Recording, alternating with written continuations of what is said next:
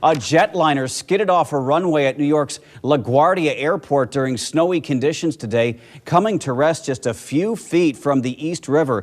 He being ConAgra CEO Sean Connolly. Here's the takeaway from all of this, what you just heard the mayor in her briefing. This is a huge, huge point, the mayor said. There is nothing, according to the CEO of ConAgra, Sean Connolly, that Omaha or the state of Nebraska can do at this point from preventing any movement of the company. Thousands of basketball fans will descend on Omaha for the second and third round games in the NCAA tournament Friday and Sunday.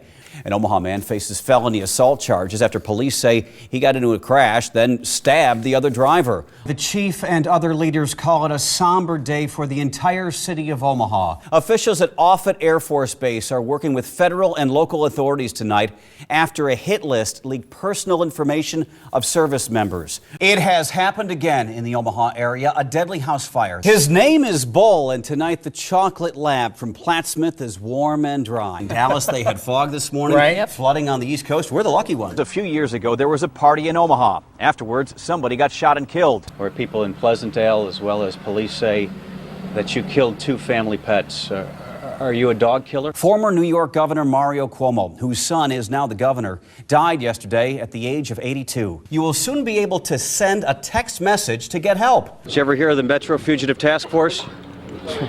Yes, I have. I got him. Do you realize they just arrested you for a felony warrant? Yeah. First time of the season, Jim, so I heed your warnings. The story does not end with the deadly discovery in this field, but there's a lingering problem that just won't go away. Mr. Bennett, did you know there was a felony warrant out for your arrest when this happened? Training and drills about school lockdowns have changed in the last few years, and it taught me as a young reporter, always be prepared, always be well-read when you ask someone a question. It was a slam dunk. The NCAA tourney games in Omaha put us in the national spotlight. 4 days and nights of excitement, crowds, and big bucks in downtown Omaha. Good evening, I'm Craig Nigrelli. Jen is off tonight. Omaha businesses are still counting their cash after tens of thousands of fans took over the CenturyLink Center for March Madness. Good stuff, Megan, and the weather was fantastic as well. Here's a look at how Omaha stacked up when it came to attendance in the first 3 rounds of the basketball tournament. Louisville, Kentucky, and Columbus, Ohio were the only cities to top Omaha. The CenturyLink Center had about 52,000 fans. That's more than Pittsburgh, Portland, Seattle, and Jacksonville. The media coordinator for NCAA games in Omaha, Rob Anderson, is already looking ahead to 2018 when Omaha will host the Sweet 16. Not as many games, but more at stake. To prepare for that event, Anderson says organizers will likely go to an NCAA seminar and attend games in a host city in 2017. New at 10, a woman tells Omaha police a group of men pushed their way into her home and stole some of her property.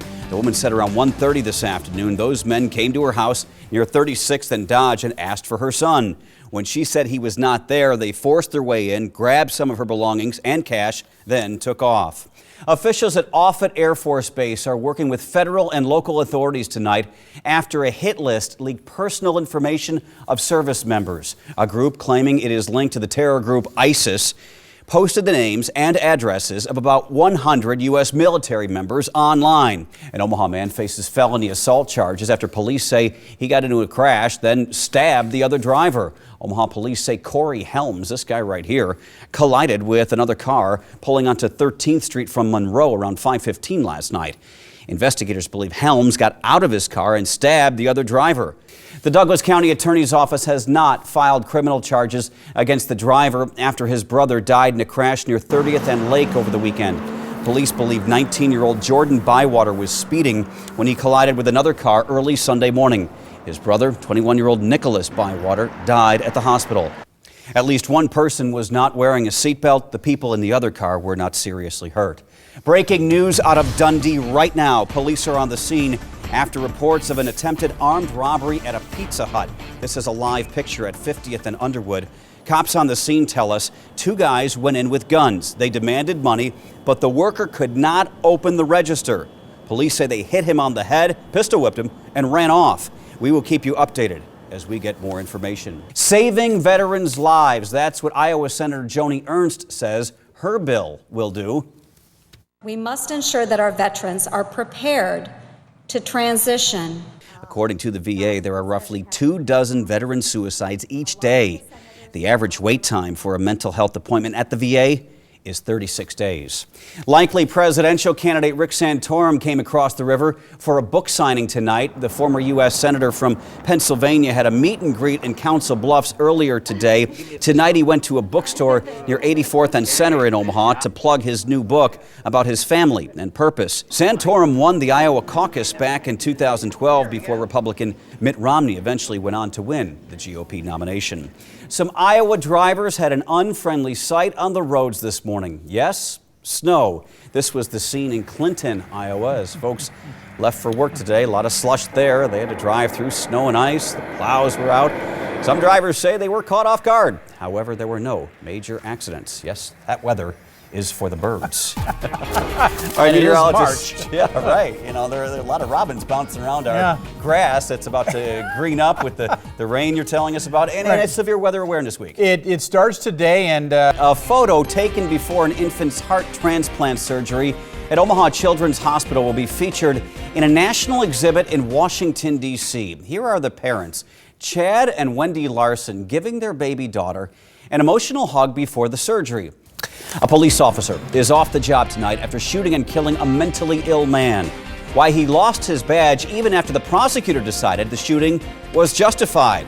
Plus, cruise control, how the first candidate in the run for president in 2016 might set the race into full throttle. A worker found John Nielsen on the ground this morning near 140th and Industrial. Good evening, I'm Craig Nigrelli. Omaha police say Nielsen might have died from cold exposure, but they cannot officially confirm that. Reporter Megan Matthews is live outside tonight where those temperatures have dropped to dangerous levels yet again tonight. Megan. And as his girlfriend said, he was smiling in every picture. Volunteers are outside in Omaha tonight doing their best to keep anybody from becoming a victim of the brutal cold. At 24th and N, the Salvation Army Night Watch program served warm meals tonight and gave out blankets to help folks stay warm. Volunteers also went to the Comfort Inn near 13th and I-80 to pass out help to people who recently lost their homes in that rooming house fire in South Omaha. Just 1 week ago, dozens lost nearly everything and 2 people died. Tonight, those people have a warm place to stay for another night. A gift from total strangers. Reporter Josh Egbert has the story. Like a small family looking out for each other. Pretty neat. A fund for the victims has been set up at the Sac Federal Credit Union. It will help the tenants buy clothes and food. It will also deal with funeral expenses for the 2 people who died in that fire. You can find more information at our website, kmtv.com.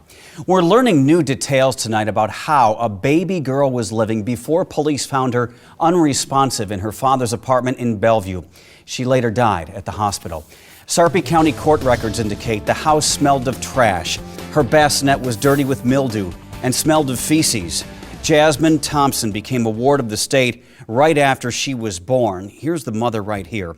Authorities say the mother tested positive for drugs when she gave birth, and the infant had meth in her system. The brazen murder of an Omaha teenager shot and killed just after getting off the school bus remains unsolved tonight. 16-year-old Jontavius Swift went to Burke High School. Somebody gunned him down just blocks from his bus stop at 34th and North Ridge in September.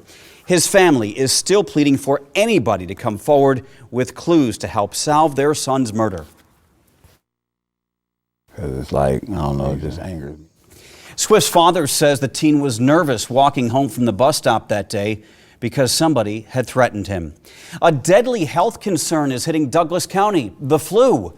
1 person has already died. Nationally, the CDC is now sounding the alarm. Or May, so there are plenty more chances to be exposed.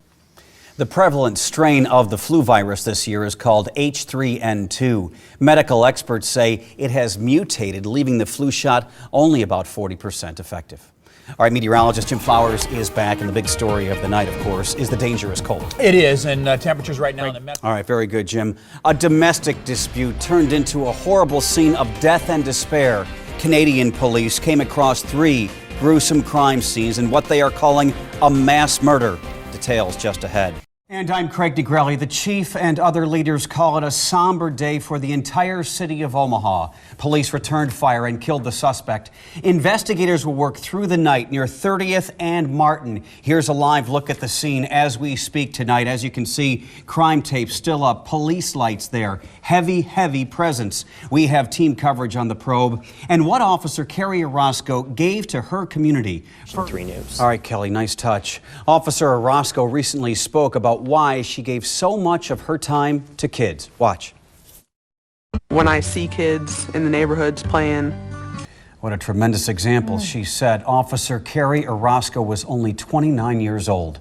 Now to the latest on the investigation. Top police officials say they will investigate for days if they have to. Reporter Kevin Boughton. Kevin Boughton reporting. Hours after the shooting, our crew saw police escort a woman from the scene. She was shouting profanity at officers near 30th and Martin as they conducted their investigation. They walked her away in handcuffs right here. We do not know if they booked her or just tried to calm her down. Officer Orozco was a member of the Omaha Police Gang Unit and the Metro Fugitive Task Force.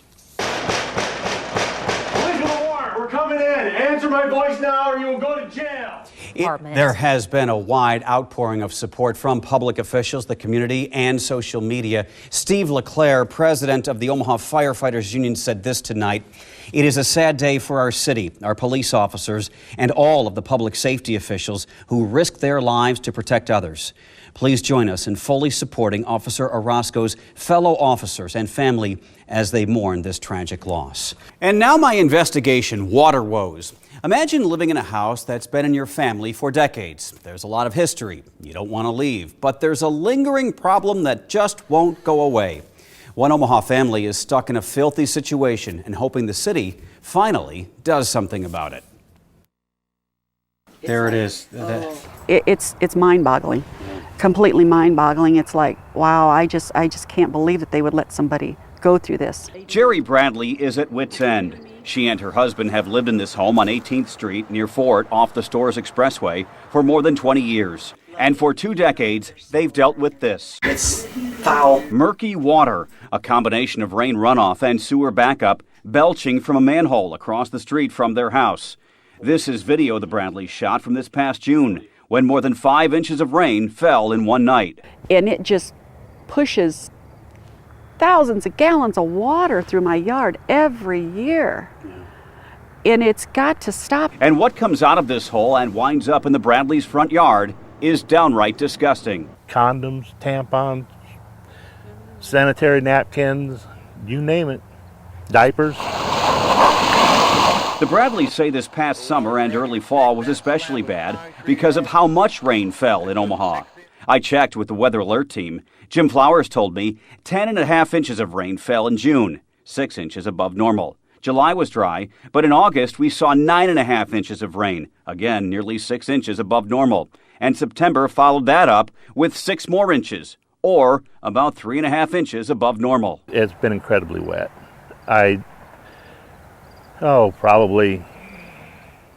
It's probably happened 3 times this year. What's it going to take? One of my grandkids to get sick, to get cut in the front yard and you know, get some kind of infection or something? 5 years ago, the city of Omaha put a concrete slab over this manhole cover.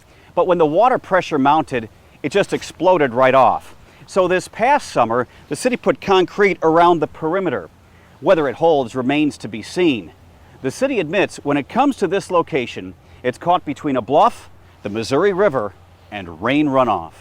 It's a bowl down there. The water comes down off a bluff and also is trapped behind a levee, and there's nowhere to go. Jim Tyler is the sewer program coordinator. He's aware the Bradleys have called repeatedly to complain. What can the city do to alleviate some of their problems? So we can pressurize the line, rebuild it in a manner that it won't blow off. That is a short-term solution that we will investigate with our engineers. I think it's something we will look at over the winter to understand what those costs and the probability of doing that is. In the meantime, the Bradleys, This is no man's land down here. It really is. just hope and pray. Then it's, please God, please don't let it rain. Long term, the city plans to spend $90 million on a stormwater collection project in North Omaha. It's designed to take the flow or pressure off the system so there would not be as much water passing through the Bradley's neighborhood. But that's not slated to start until 2016. When you send your kids off to school, you expect them to be safe. But as we've seen all too often in recent years, schools have become the scene of some horrific shootings. Tonight in my special report, Safe in the Classroom, one local district that is well aware of that and is making million-dollar adjustments. All right, so. Kids learning at La Vista Junior High School in a safe environment, as it should be. But as we've seen all too often, the innocence of education can be shattered in an instant. From Columbine to Sandy Hook, and yes, here in Omaha, school shootings have now changed the way administrators shape and configure their buildings. I think after Sandy Hook, you saw increased emphasis to lock buildings down, implement buzzer systems, implement cameras, basically keep the bad guys out. Dr. Andy Rickley runs the fourth largest school district in Nebraska, Papillion-La Vista. There are 11,000 students. In 2012, voters approved a $60 million bond for upgrading schools as well as enhancing safety and security. That safety and security took on added meaning when a gunman burst into Sandy Hook Elementary School in Newtown, Connecticut, and started shooting. He killed 20 children and 6 adults. We had a number of buildings prior to the bond that the classrooms were open. Anyone could walk in, anyone could walk out, and that's, again, not consistent with best practice with regard to school safety. So Dr. Rickley and his building and grounds director, John Brennan, got to work. This used to be open area, and they were almost like partition walls that were covered with vinyl fabric. Redesigning schools such as Golden Hills Elementary. None of this was here. This is all new. CMU wall, new drywall. Brennan took me on a tour inside. A summer construction project put up walls where there was previously open space. You had 4 classrooms and a hallway down the middle and just open on either side. We've taken this a lot farther. Teachers can now lock their classroom doors from the inside, providing a barrier to keep a possible intruder or shooter out. Once they pull this magnet out of the way, now that door is locked from the outside. You can't get in. You have to physically have the key to open this up to get into this door. Could you try it for me? Locked. Outside doors do not open. Maintenance can't even get in that door because I don't have that door's locked from the inside. All the time, 100%. Instead, visitors are funneled through the entrance at the office, where there is a buzzer system and a camera. Staffers inside put me through the paces. Our camera quickly rolled on it. Good afternoon. Can I help you? Yeah, hi, it's Craig Nigrelli from Action 3 News. I have an appointment with the superintendent here. Do you have identification? I do. Could I see it, please? Into the camera? Into the camera. Into the camera, okay. Will my driver's license do? That'll be fine. Okay. Now, do you have one for your new station? I do. I have my business card. Is that okay? There's my name in the middle and the station on the right. Then and only then did they let me in the building. Back at La Vista Junior High, administrators are preparing for a major summer overhaul. The school that opened in 1976 was built with an open, noticeably more sprawling education environment. The idea with the open classrooms was that they were really looking for some activity-based learning. But Sandy Hook and other tragedies showed just how vulnerable kids and teachers can be in an active shooter situation. So big changes are coming to the junior high. This summer we are going to reconfigure our classrooms, put permanent walls in place of what are now walls that have been added since the building was originally opened. We're going to put doors, lockable doors on all the classrooms. While some might say that's a shame or progress stunted, the bottom line is keeping the children safe at all costs. We know that keeping the bad guys out is a very difficult endeavor, but whatever we can do to slow them down is going to better protect our students and staff. Dr. Rickley also says training and drills about school lockdowns have changed in the last few years, becoming as common as a tornado drill.